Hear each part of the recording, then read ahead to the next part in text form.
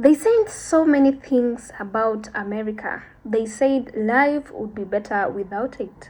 Now they are crying, begging, asking to come back.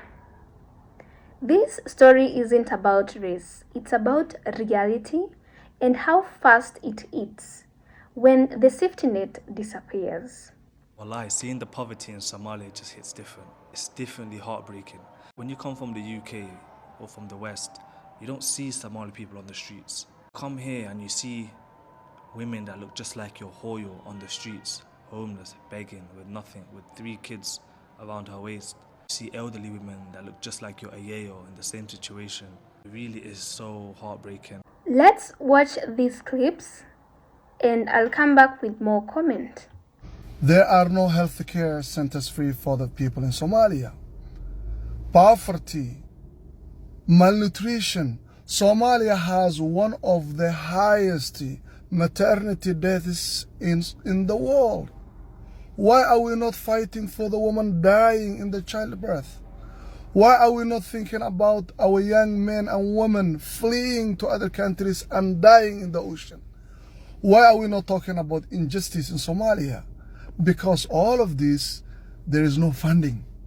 There is funding in talking about circumcision, and there is money also talking about the age issue because of NGOs. So let's be honest and be real about these issues. I have observed something. Why is it that the places that people are highly religious, like hyper-focused on religion, and everything they do is attached to religion, and they cannot separate living their lives from religion, there is so much adversity, so much poverty, not much progress, and if there is progress, it's minimal over time. What is it that happens? Do they use religion as a coping mechanism to all the misery they are experiencing, or what is it? Because I need to understand. So let's be clear from the start. This video does not celebrate deportation, or it's not even attacking anyone. When you're seeing a real emotional reaction from people who were removed from the USA and suddenly had to face life without the systems where they were used to, and whether you agree with deportation law or not, the emotional whiplash is impossible to ignore. For years, many people online said things like, America isn't that great, I'd be fine somewhere else, I'd be fine somewhere else, the system is rigged anyway, in quotes. But here is the part nobody talks about. It is easy to criticize a system while benefiting from it. But do you know what's hard? When everything is gone.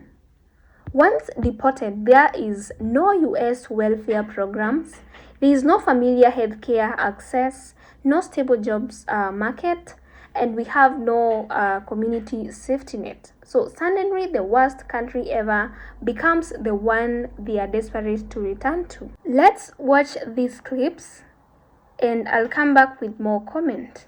Some of them who got deported have been crying on social media, and they are crying not because of any other thing, but because of they are facing the harsh reality of life back home. Okay, like everybody will always say, oh, home is always better. That's true. Home is home. Okay, but most times what you meet at home is not all you expect. Okay, if home was always better, why did you leave wherever you're coming from to move to another person's country? There must be a reason. Okay, so like I said, I always say people travel for different reasons. It just gets bad here, man. I just don't want to be here no more. I pray to God, I'm just tired of you guys talking about me and just always talking shit. You guys just don't even know how to just leave me alone. I'm just so tired. In these clips, you see real tears, real fear, and even panic. Not because life is uncomfortable, but because expectations collapsed. And that's the key takeaway here. Reality doesn't argue, it just arrives. No social media filters, no viral talking points, just consequences. Now, let's be fair. Deportation is traumatic. Being uprooted is hard, and struggling doesn't make someone weak or even evil. But this matters. Actions still have outcomes. This isn't about where someone comes from. It is about what happens when you underestimate what you had before you lose it. Scared now since that, the current political system in America, and maybe Black Americans are not as supportive anymore. So they feel like they have to fight for themselves. They have to have a presence, or else it's over for immigrants here.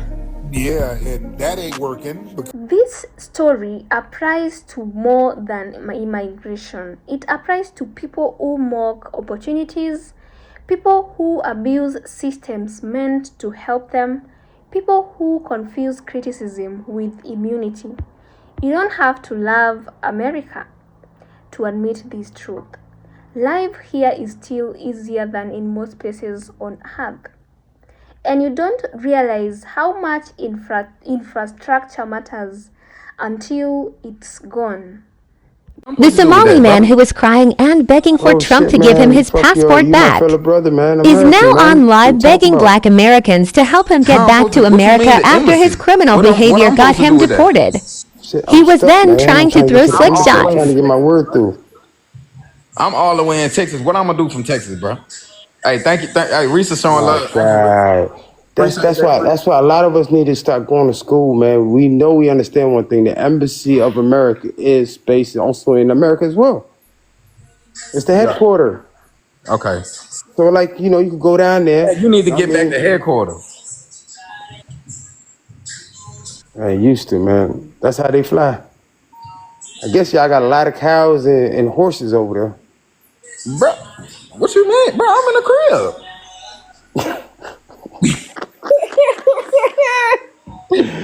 Bro, say there's some cows and horses. I'm in the crib.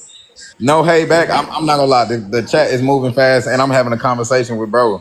I'm sorry, chat. I gotta stay on point. See what I'm saying? You taking me away from my people. These people showing love, bro. My fault, man. I ain't got no beef. Come on, bro. My fault, man. Hey, but I ain't gonna lie. They say needies can't be picky though. That's what I'm saying. A cool little beat down on this battle though. A friendly beat down though. Friendly beat. Hey, what language that was, twin? I'm the father, the live creator. Shit, man. Right now, shit. They sent me back to Somalia. You know where Somalia is at?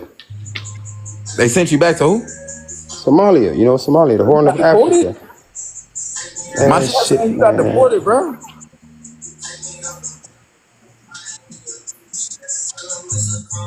You got deported for real? So, here is the real question I would love for you guys to answer on the comments section.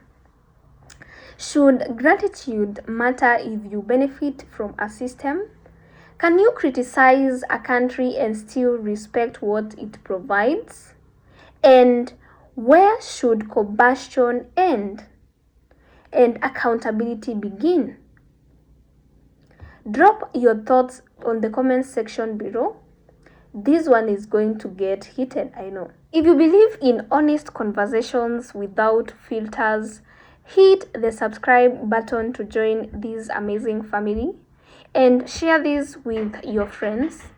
Make sure you like this video and my other videos from the back, because reality doesn't care about opinions, and sooner or later everyone meets it. Thank you for watching this video up to this particular point. I'll see you in the next episode. Bye for now.